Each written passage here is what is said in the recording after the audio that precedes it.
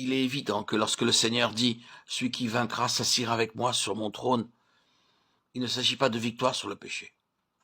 Lisez les messages du Seigneur aux églises. Il n'en est pas question. Dans l'épître de Jean, nous avons 2 appels à vaincre qui jettent une vive lumière sur l'Apocalypse 3, 21. L'un exhorte à remporter la victoire sur le monde, l'autre la victoire sur Satan. Il n'est rien dit d'une victoire sur le péché, ce qui est évidemment déjà acquis. 1 Jean 3, 9.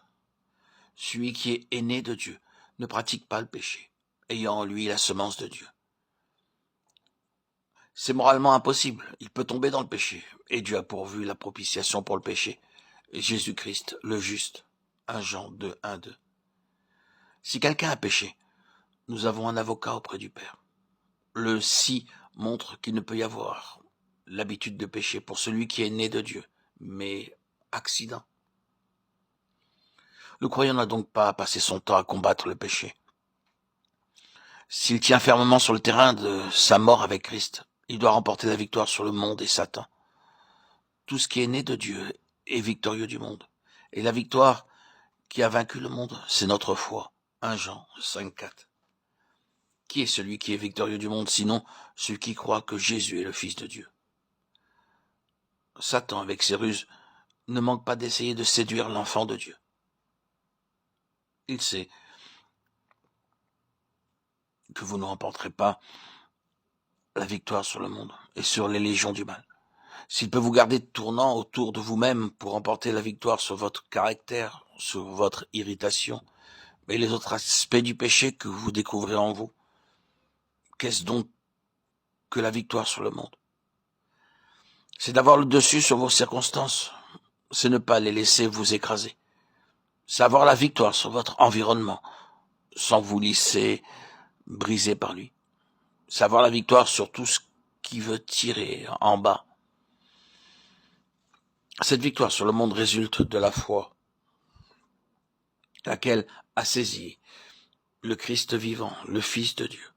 Dans l'énergie de la force du Christ, dont il s'empare par la foi et par la puissance de l'Esprit, il remporte la victoire sur son environnement et tout ce qui est dans le monde. La convoitise de la chair, la convoitise des yeux et l'orgueil de la vie. 1 Jean 2, 16.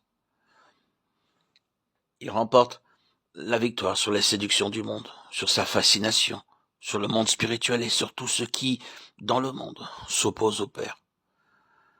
Par la foi en la puissance de Christ, il doit avoir la victoire sur ce qui s'oppose à Dieu dans son foyer, la victoire sur l'atmosphère mondaine de son Église, sur les conversations mondaines, les épreuves mondaines. Oui, sur toutes choses qui appartiennent à ce présent siècle. Avez-vous la victoire sur toutes les choses qui vous environnent? La victoire par une foi inébranlable dans le Christ vivant? Je ne demande pas, est-ce que vous changez toutes choses dans votre entourage? Non, vous ne le pouvez pas. La victoire sur toute chose consiste en ceci: qu'elle cesse d'affecter, d'atteindre l'esprit victorieux. Avoir vaincu le monde, c'est ne plus avoir besoin de tuteur, de soutien.